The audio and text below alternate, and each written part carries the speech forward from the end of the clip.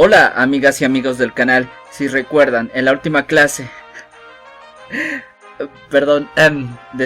si recuerdan en el último video estuvimos hablando sobre si era necesario saber dibujar realmente bien para poder construir un cómic.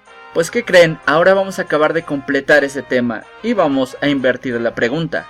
¿Es necesario saber escribir para realizar un cómic? Y la respuesta, como en el video pasado, no es tan simple como blanco o negro, así que pasemos a explicar los puntos. Si recuerdan, en el video pasado estuvimos hablando de cómo precisamente muchas personas que quieren hacer un cómic traen ya entre manos una cierta idea a la que le quieren dar forma, le quieren dar vida, pensando que va a ser un increíble boom, aunque en realidad es la copia a 1.000.000 de One Piece. Y como mucha de esta gente al final de cuentas acaba obviando, dejando de lado ese pequeño, diminuto y casi insignificante aspecto que es el dibujo a la hora de hacer un cómic, pues ¿qué creen? Pasa exactamente lo mismo con muchos dibujantes. Que creen que dibujando simplemente pueden hacer un cómic y que la historia no importa absolutamente nada. Como si un dibujo llevara otro y otro y otro y ¡voilá! ¡Qué milagro! Se fue construyendo una historia a partir de la nada. Y déjenme decirles que están muy, pero muy equivocados. Por eso, para que no seas ese dibujante que deja de lado la historia y al final de cuentas descubre que no ha podido realizar ningún cómic a pesar de todas las horas que le ha dedicado al dibujo, vamos a repasar ciertos puntos, ciertos aspectos que debemos tener en cuenta a la hora de escribir una historia. Ojo, estamos hablando de una historia para cómic, para un manga, para una novela gráfica, no para una novela, no para un guión de una película, no para un cuento, etc. ¿Ok? ¿Por qué? Porque hay ciertos aspectos que son muy particulares de esta forma narrativa y que no nos van a servir mucho en otros lados, así que, hecha la acotación, vayamos a los puntos. Lo primero que tenemos que tener, y es básico, elemental, sin lo cual no vamos a poder construir absolutamente nada, es una idea definida y clara de qué queremos contar. Ejemplo, quiero hacer una historia de peleas, ok, maravilloso, vamos a enfocarnos hacia las peleas, no vamos a de repente cambiar hacia la magia o vamos a cambiar hacia la cocina o de repente se va a volver un drama adolescente, porque entonces nuestra historia se fue al diablo. Una historia clara y bien definida debe establecer el género y el tono que va a tener nuestra historia. Y, aunque no completa o perfectamente construida, sí debe establecer de dónde empezamos y a dónde llegamos. Un ejemplo, queremos plantear una historia de un futbolista. Ok, vamos a empezar en el punto A con un niño con un balón, únicamente en un barrio cualquiera. ¿Y a dónde queremos llegar? A ese mismo niño ganando el mundial. Listo, ya tenemos la base sobre la que vamos a construir nuestra historia. Y aunque esto puede parecer a la gran mayoría increíblemente obvio y hasta un poco estúpido, la verdad es que muchas veces las historias acaban debrayando, yéndose hacia cualquier otro lado sin cumplir precisamente esa expectativa que ellos mismos plantearon en un principio. Así que para construir una buena historia tenemos que empezar por esto. El siguiente punto, y que complementa al anterior, es que nuestra historia tiene que estar bien delimitada. No solo se trata de establecer sobre qué va la historia y de dónde queremos que empiece, a dónde queremos que llegue, sino que no debemos perdernos en ese camino. Me explico, vamos a poner como ejemplo a Naruto. Naruto empezó como una historia sobre ninjas y a pesar de todas las toneladas y toneladas de relleno, iba bastante bien hasta que de repente la historia se empezó a tratar sobre marcianos y cosas extrañas que no vienen al caso.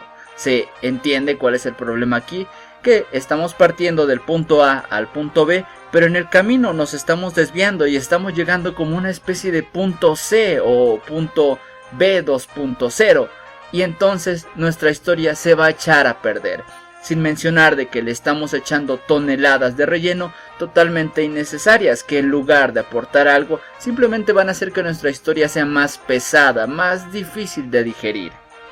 Por otro lado, hay ciertos autores ya con mucha experiencia que han trabajado historias muy largas, muy complejas, que sí pueden jugar con estos elementos y pueden meter subtramas bastante bien desarrolladas y que al final de cuentas sí se conecten directamente con la historia central.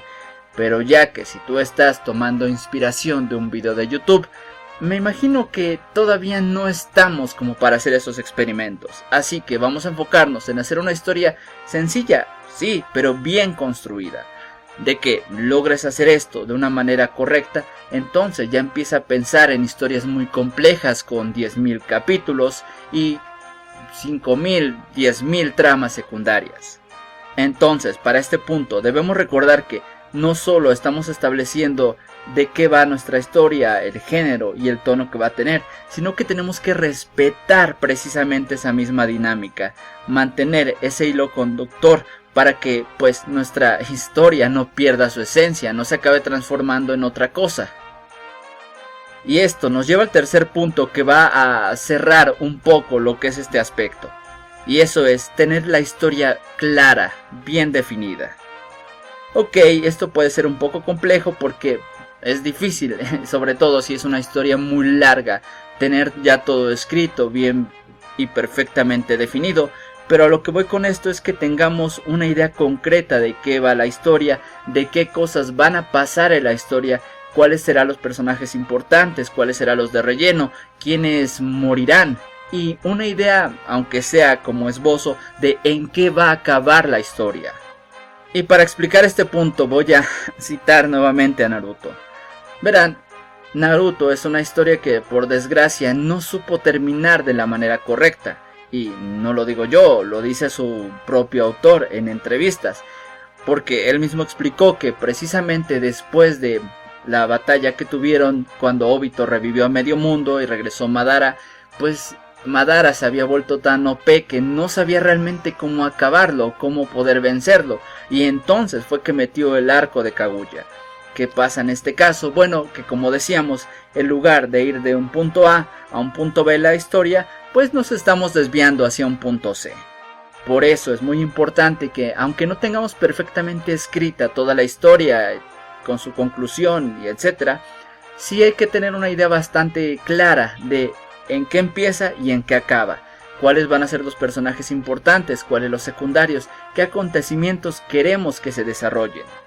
Podemos irlo cambiando, podemos ampliarlo un poco, reducirlo también, sí, pero tenemos que intentar respetar lo más posible la historia que nosotros estamos estableciendo, y hasta que no la tengamos así de definida, lo mejor es, pues, no empezarla, o empezar con algo mucho más pequeño, contenido, que podamos trabajar. Por otro lado, y cambiando un poco de tono, vayamos hacia ciertos aspectos de los personajes. Lo primero que debemos evitar, básicamente en toda circunstancia, es no recurrir a las Merisus ni los Gariestus. Ok, es bastante común que uno empiece así, pero esta clase de personajes están increíblemente desbalanceados, y eso rompe su interacción con otros personajes y con la historia misma, así que vamos a evitarlo lo más posible. Por otro lado, otro aspecto que también debemos cuidar mucho a la hora de empezar con nuestra historia es que vamos a darle al protagonista y al antagonista el mismo peso. Ok, por lo general el protagonista suele ser donde nos enfocamos casi por completo, pero si nuestra historia queremos que tenga un buen desarrollo, que pase de ser una mera curiosidad, pues vamos a tener que darle mucha importancia también al antagonista. Es precisamente esa constante interacción entre protagonista y antagonista lo que al final de cuentas construye nuestra historia. Y si nuestro antagonista va a ser el malo genérico en turno, que solo quiere destruir el mundo porque ¡ay, soy malo!, pues adivina qué, tu historia va a ser increíblemente pobre. Y eso es todo. Y ojo, también es muy importante saber distinguir qué es un antagonista y qué es un villano. Nosotros no queremos trabajar casi con villanos, vamos a evitarlo lo más posible porque, como decíamos, es muy fácil confundirlos, desviarnos hacia ese malo genérico que solo quiere destruir el mundo. Así que, a la hora de construir nuestra historia, no lo pensemos como un villano, pensémoslo como un antagonista. ¿Qué significa esto? Bueno, que es el opuesto, el contrario a nuestro protagonista, Pero, y ojo, esta es una diferencia muy importante y es una clave que les va a ayudar muchísimo a la hora de escribir su historia. Que sea su contrario no significa que sea malo per se. Es decir, van a humanizarlo, va a tener sentimientos, puede ser incluso una buena persona. Simplemente opina, piensa totalmente diferente a nuestro protagonista. Así que, de nada por este increíble tip. Finalmente, para cerrar este punto respecto a la cuestión de los personajes, vamos a hacer algo también muy básico, y eso es darle un desarrollo a nuestros personajes. Y para esto también hay un tip increíblemente bueno. Piensa a tu protagonista y a tu antagonista en el principio de la historia y luego en el final de la historia. Y pregúntate a ti mismo, ¿hay un cambio significativo en cada uno de ellos? Si tus personajes son absolutamente idénticos al principio y al final de tu historia, no, están mal hechos, no tienen nada de desarrollo. Si tus personajes son notoriamente diferentes, sobre todo en actitud, en forma de ser, lo estás haciendo de maravilla e incluso puedes empezar a meter un poco más de personajes, enriquecer tu historia. Pero si no, regresa y solo enfócate a tu protagonista y a tu antagonista y ve cuándo los puedes hacer cambiar del principio al final de la historia. Pasemos ahora a lo referente a la interacción entre la historia y el dibujo. Así como lo decíamos en el video pasado, es muy importante que nuestro dibujo conecte con nuestra historia. No podemos simplemente pensarla como cosas diferentes. No, es una novela gráfica al final de cuentas. ¿Por qué? Porque se está apoyando tanto del texto como de la imagen. Ambos elementos son igual de importantes. Y si tú vas a dejar de lado el dibujo porque lo tuyo es escribir, estás cometiendo un error enorme. Pero si tú también estás dejando de lado la historia porque piensas, bueno, solo lo voy a rellenar con dibujos bonitos y todo va a quedar increíble, estás cometiendo exactamente el mismo error. Debes pensar que tu historia, en este caso, es igual de importante que tu dibujo y debes darle el mismo peso. Eso significa que a la hora de dibujar vas a dedicar espacios bien definidos y de buen tamaño para todo lo referente al texto. Y sí, sé que te encanta hacer esas páginas dobles con imágenes espectaculares, pero adivina qué, también a esas les vas a tener que dedicar un espacio al texto. El texto va a ser un elemento increíblemente importante para tu trabajo. No puedes dejarlo de lado, no puedes pretender que tu historia va a funcionar sin nada de texto, así que dale el espacio necesario. Haz pruebas. Si estás empezando y se te complica bastante esto, puedes incluso tomar alguna revista, algún libro y precisamente intentar ilustrar que te gusta un párrafo o una hoja completa de lo que estás viendo en el texto, para que así puedas practicar un poco esa interacción entre el dibujo y las letras. Por otro lado, y completando un poco esto, también hay que saber definir qué estilo va con cada historia. Me explico, algo es hacer un trabajo muy serio y dramático, trágico, donde seguramente vas a necesitar un dibujo más realista para enfatizar ese tono que tiene la historia. Y otra cosa es hacer una historia cómica, hacer una historia de lo más surrealista, donde puedes recurrir a un dibujo tipo cartoon. Y es muy importante saber qué estilo de dibujo va con qué estilo de narrativa. Ok, yo sé que en este punto seguramente más de uno me va a citar un montón de ejemplos de cómics o mangas con un dibujo súper extraño y una historia todavía más bizarra, y cómo interactúan y funciona bastante bien. Y sí, tienen razón, pero adivinen qué, ese es trabajo de gente con mucha experiencia, gente que lleva en esto durante décadas y que ya sabe cómo trabajar y jugar con todos estos elementos. Pero si tú estás empezando apenas, lo mejor es que evites complicarte la vida e intentes buscar un estilo que se acople de manera muy tradicional con lo que quieres contar.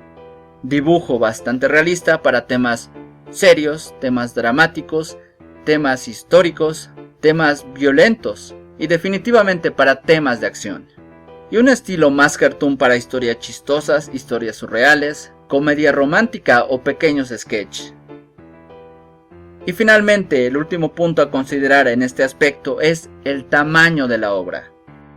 Verán, yo sé que muchos de ustedes ya tienen pensada en su cabeza una tetralogía, tienen ya las adaptaciones al cine y hasta el audiolibro, todo pensado y bien planeado.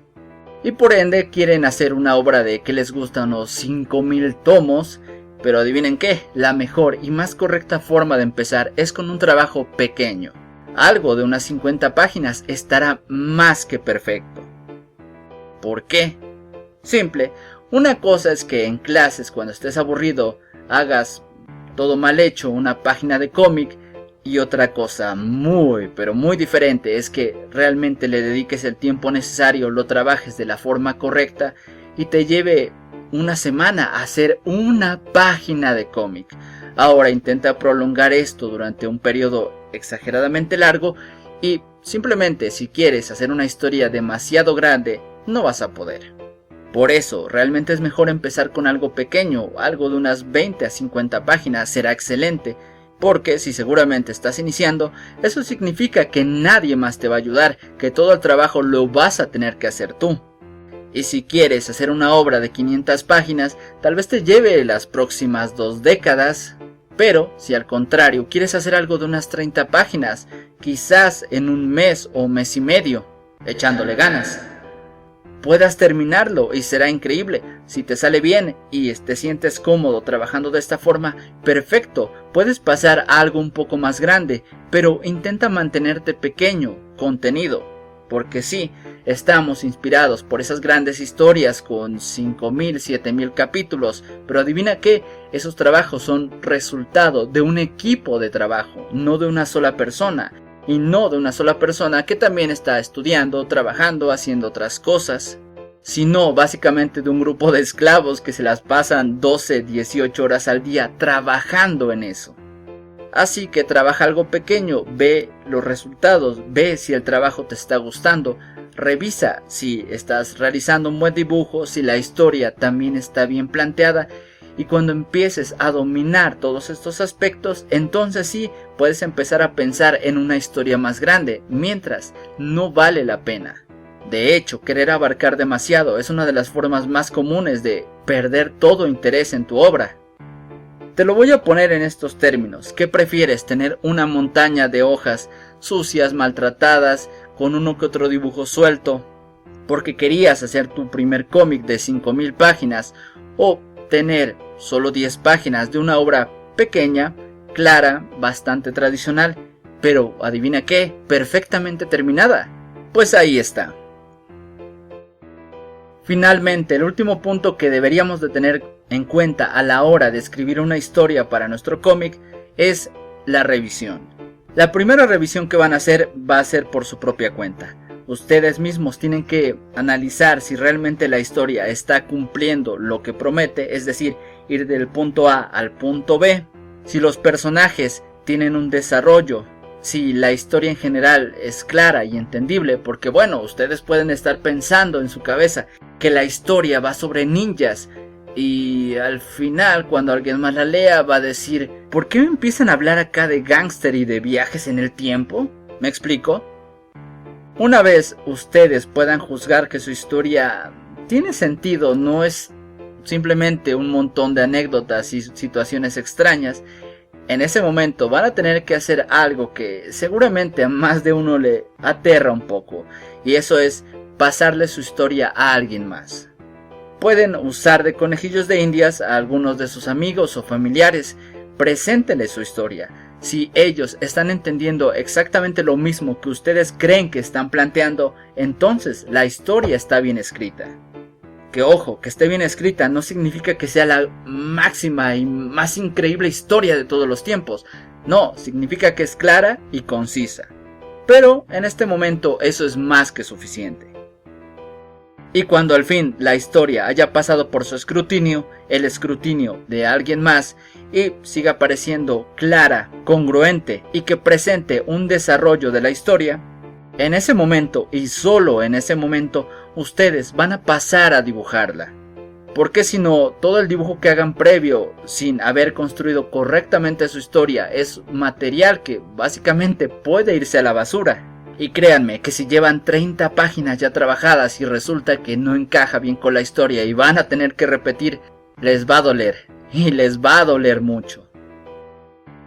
Y bueno amigos, con esto terminamos el video. Espero que tanto este video como el anterior les pueda dar una cierta idea, una cierta guía de por dónde ir a la hora de trabajar su cómic, de desarrollar su historia. Finalmente, y solo para cerrar, quiero comentarles que nuestro próximo video será corrección de dibujos y tendremos unos dibujos bastante interesantes que estaremos trabajando. Y también tendremos un anuncio muy importante. Así que ya saben amigos, estén al pendiente. Y mientras tanto, nosotros nos estamos viendo en un próximo video.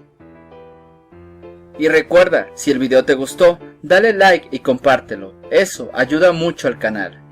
Y no olvides activar la campanita de las notificaciones, para que así YouTube siempre te avise cuando haya un nuevo video en el canal.